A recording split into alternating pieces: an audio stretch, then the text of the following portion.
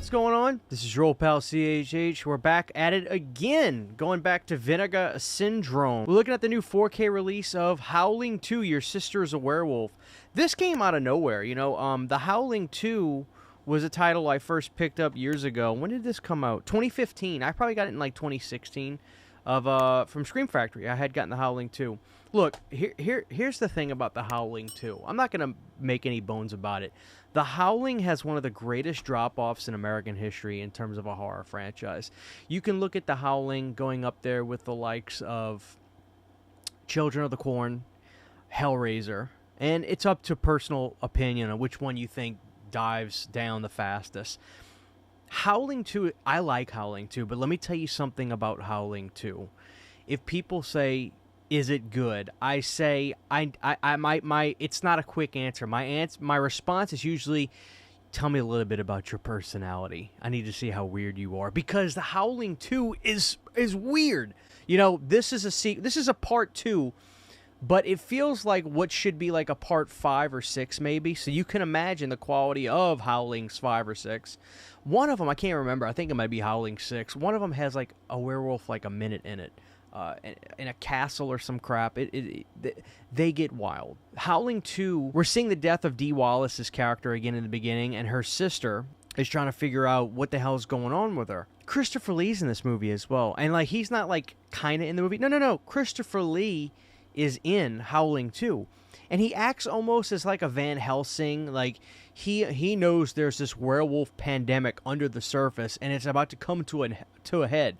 You know, Sybil Danning is like the leader of like this whole legion of werewolves that on the next full moon there's going to be this outbreak, and he's like, we got to stop him. So he gets with the sister of Dee Wallace in this, and he's telling her, he's like, no, she's a werewolf. Shows her the broadcast of the end of the first Howling movie, although you don't really see Dee Wallace. You see Dee Wallace after she's transformed getting shot on the news broadcast, which apparently got seized, and, you know, she wanted to see this tape, but it was missing, but somehow Christopher Lee has it. So he's like, listen, there's this leader of the werewolves, Stirba, and she is pure evil. She is going to, you know, destroy the world, basically. It's interesting seeing Christopher Lee almost be or he is.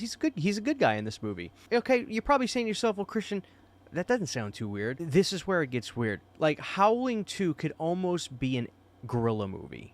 And I say that because the designs of the werewolves in Howling 2 are kind of like people on 2 feet that get covered in the hair, but they kind of have pug-nosed snouts, and they almost look like monkeys.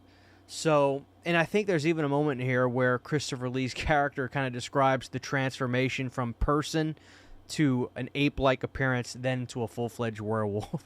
So there are scenes at night when our characters are like running through the woods after they go to Transylvania because they realize, you know, okay, that's where Stirba is. We have to go to Transylvania to stop all of this. We have these moments where these wolves come out at night, and they look like gorillas. So much so that I think even Steve Johnson admits it, the guy who did the makeup effects on this movie. But this movie gets so psychedelic and just bizarre. And, you know, there's these weird, I don't even want to call them sex scenes, but there's moments in this where Sybil Danning, this male werewolf, and another female werewolf, they don't fully transform. They're just covered in fur, but it's their human bodies under it, and they just kind of like get in this bed and make these sounds with each other and look like they're going to bite each other, but they don't.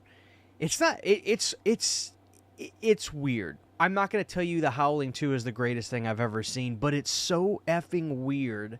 And you know what's interesting, ladies and gentlemen? Watching the 4K from Vinegar Syndrome, as I was watching this from Vinegar Syndrome, it felt so right under this label.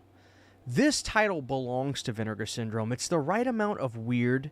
It's the right amount of not straight ahead of a horror movie the way titles were on or are on like the Scream Factory or Arrow brands. Like, yeah, I have this from Scream Factory, but it feels and watches so much better as a Vinegar Syndrome title. It belongs to Vinegar Syndrome. Like, watching Texas Chainsaw 2 on 4K from Vinegar Syndrome, I still feel like it's a, oh my god, I can't believe they got this thing. But watching the Howling 2 from Vinegar Syndrome, it just feels right. It's weird enough to where it's a welcome member of the Vinegar Syndrome family. You have to watch it before buying it. If you've never seen the Howling 2, you have to go for it. Here's what I will say to the people that, you know, flat out don't like it. Since when was Sybil Danning not enough? She is smoking hot, especially when she's got on her dominatrix-looking outfit in the latter half of the movie.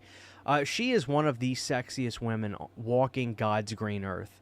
God, she's hot in this movie. Now, when they have those weird scenes, it's weird. But when you just see Sybil and her get up, man, she's Sybil Danning. What are you talking about? I like Howling 2. But it's never a movie I would show a casual horror movie fan. This is for the weird and strange and psychedelic punk rock horror people, which I'm one of those people. I like weird movies. Some movies are too weird, like we talked about Peanut Butter Solution. Please watch it before buying it. That's all I'm saying. Watch it before buying it. Okay, so like in terms of picture quality, I made a community post about this on my YouTube channel. As I was watching this, I remembered saying on that post, like, honest question, has anybody ever been disappointed with the Vinegar Syndrome 4K restoration?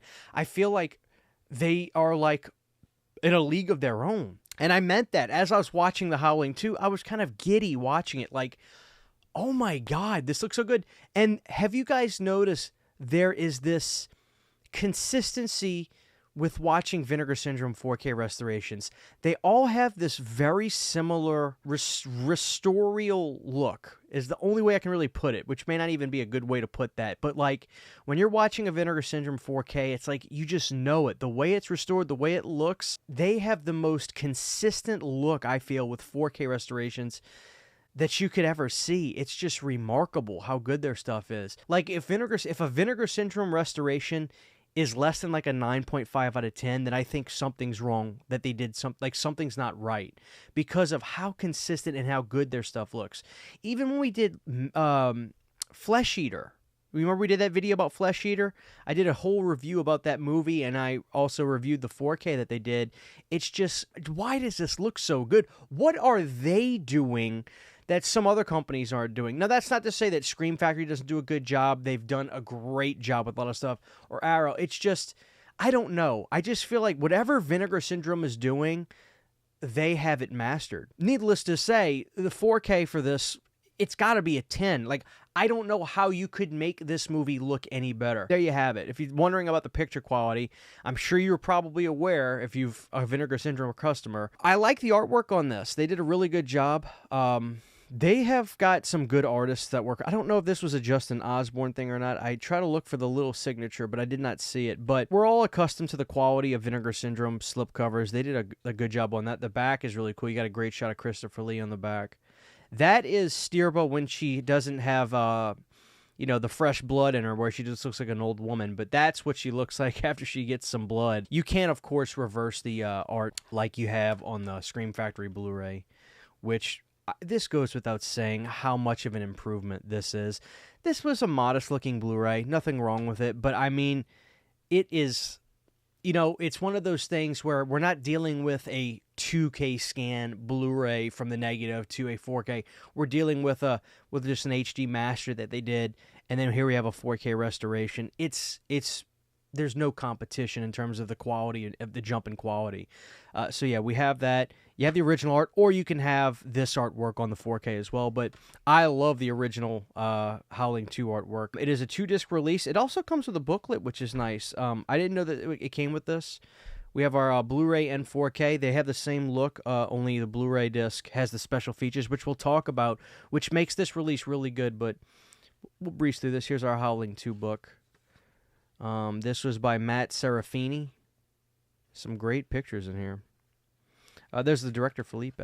There you go, guys. So it's basically a write-up about the making of the movie. And it looks like it's got some interviews in here. So there you have it. And this is probably about 20, 25 pages. Really cool. Really cool pictures in here in the back, too. So comes with a booklet. Let's talk about the special features, because I want to For some reason, I'll always want to use Scream Factory as a comparison with stuff. And I think part of the reason I'm going to do it with this is because they did previous release this, but I want to talk about what I think the biggest difference between Scream Factory and Vinegar Syndrome is. Let's go look at the special features. I'll tell you guys my thoughts on some of the special features that I watched, and then we'll come back and I want to tell you guys something that I think is a big difference between some of these companies. Alright guys, so it's a 4K UHD, contains the 91-minute feature presentation of Howling 2, newly scanned and restored from its 35 original camera negative and presented in Dolby Vision HDR with the following sound options. The original mono soundtrack. Brand new commentary track with director Felipe Mora and author-screenwriter Kelly Goodner, archival commentary track with director Felipe Mora, and an archival commentary track with composer Steve Parsons and editor Charles Bornstein. Also included is a Blu-ray disc containing the feature and commentary tracks, plus the following special features. Lights, Camera, Werewolves, a conversation with director Felipe Mora and filmmaker Michael Moen. And that was great to have two directors talking with each other, but it was done very well. Michael didn't talk a lot about himself. It was really focused on Felipe and his career, and Howling 2. A romp through Czechoslovakia, an interview with actress Annie McEnroe, very good. Thrown to the Wolves, an interview with special makeup effects artist Steve Johnson, which was one of my favorites. I love Steve. He's done a lot of... I don't know if people realize how many movies he worked on that we love. A live collaboration with Felipe Mora, an interview with Pamela Krause, Felipe Mora's wife and artist consultant. Freaky Sexy Mad, an interview with composer Stephen Parsons. Lord of the Stricken Field, film historian Jonathan Rigby and Christopher Lee, and Howling 2, which was way more informative than I had any idea it would be. Queen of the Werewolves, an archival commentary with Sybil. Leading Man, an archival interview with Reb Brown. And Monkey Face, archival featurette special makeup effects artist Steve Johnson and Scott Wheeler. Those were from the Scream Factory release. So not only did they do a great job getting new interviews, but they licensed stuff from Scream Factory, which is... I've only seen MVD do that as well, which I wholeheartedly applaud that. All right, guys, so obviously this release is phenomenal in terms of special features. To have the director Felipe and the guy that directed Immaculate, them sitting down and talking was great to listen to. There's some great features. We've got Steve Johnson in here, the makeup effects guy, who's worked on a ton of movies you love, I promise you. What's so interesting about this is watching this release, I feel like the difference between the two companies, not necessarily these two releases, but it is cool that they also licensed the Scream Factory stuff to go on here as well, which is just like, wow.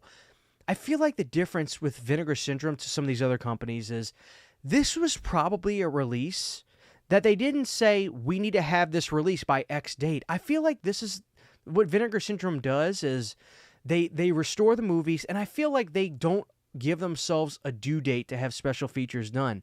We can't get to Steve Johnson until this date. Well, hey, let's make this release as good as we can. Let's do this. We can't get with Felipe until X date. We're going to wait till we can get to him. I don't feel like other companies probably do that. And I could be just inferring that, but I feel like that's the way Vinegar Syndrome operates. I feel like they're more concerned with making the releases stacked and have as much material as they can, as opposed to getting it out by a certain date, because their release dates are just sporadic besides some of the big events they have, I feel. You know, I definitely would recommend this release if you watch the movie and you're a fan of the movie, if you like the movie, if you don't know the movie at all. The restoration is sensational, the audio is great, and the features are sensational. Like, to have Felipe go into all kinds of stuff and Steve Johnson, and to have the Scream Factory features on here, 2 thumbs up to that, you know? But I say again, this is a psychedelic, weird-ass, crazy movie. There are some really charming effects in here. There's a scene where a little person gets thrown down to a bed of spikes, like at the end of Friday Part 5. There's some head explosions. It's all over the place. It's a weird psychosexual film, obviously, with Sybil in here. You have to watch it, okay? You just have to watch this before buying it. That's all I'm saying. It's my second favorite Howling film as well, I'll tell you that. But as far as releases go, I got to give Vinegar Syndrome their props. They did a good job on that, guys. So that's my review on the Howling 2 from Vinegar Syndrome. Every time I get stuff from Vinegar Syndrome, more times than not, I'm always walking away being like, God damn, like those guys put a lot of work into their stuff, and I notice it. So there you have it, guys. I'd say if this does entice you, this review, I'm sure around that Black Friday, era, when we're coming up on that, they'll probably have this on a good price too. So there you have it, guys. The Howling 2. Let me know your thoughts on the film, but really let me know your thoughts on Vinegar Syndrome and your opinion on the way they operate. And if you think I'm on to, if you agree with what I'm saying, I'd be interested to know. Anyway, this is your old pal CHH, guys. Drop a like on the video, subscribe if you have not, and I'll see you guys next time. Take care. Huge giant thank you to all of my Patreon supporters. Without you guys, this would not be possible. To get behind the scenes photos, videos, music, private live streams, and much more, you can subscribe to my Patreon for as little as $1 a month. Thank you to my patrons.